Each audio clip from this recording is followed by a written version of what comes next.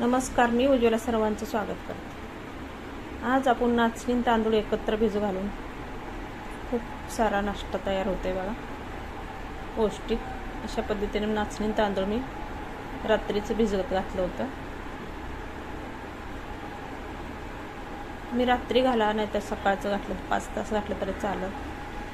तुम्ही बघू शकता की तांदूळ आणि नाचणी पूर्ण भिजलेले आहे। आता आपण मिक्सरच्या भांड्यात वाटून घेऊया। 1 वाटी मी नाचणी आणि 1 वाटी तांदूळ घेतलं होतं।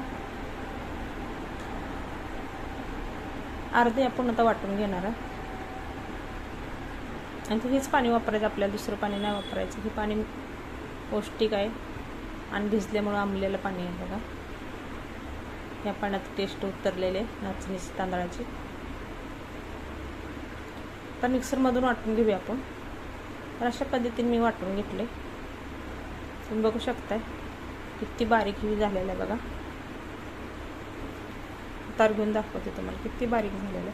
अशा पद्धतीने आपण वाटून घेणार आहे।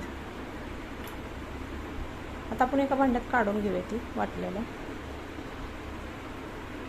अगदी सोप्या पद्धतीने नाश्ता तयार होते बघा।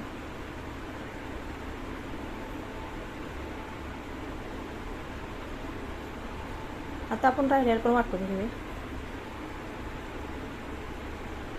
सर्व तांदूळ नसले तर काढून घेऊ पाण्यातून। तीच पाणी आपल्याला वाटताना पण घालायचं आहे, दुसऱ्या पाण्याचा वापर नाही करायचा।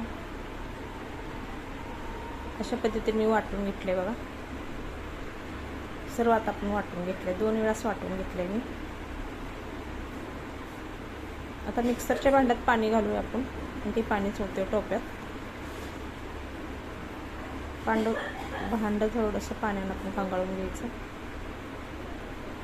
बेटर बघा अशा पद्धतीने झालेलं आहे।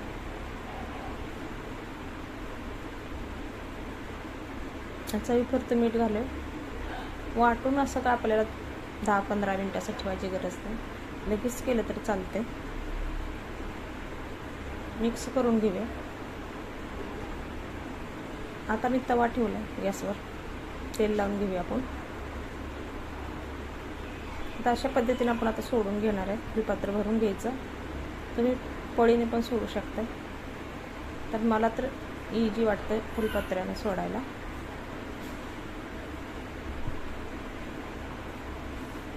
एकदा भरून घेतलं का पूर्ण मोठा असा डोसा आपला तयार होते बघा, नाचणीचा तांदळाचा। एक खाल्लं तर पोट भरणार आहे तुमच्या सकाळच्या नाश्त्याला। पौष्टिक आहे, मुलांच्या तुम्ही टिफिनला पण नाश्त्याला देऊ शकता। अशा पद्धतीने दुसरा पण करून घेतलाय।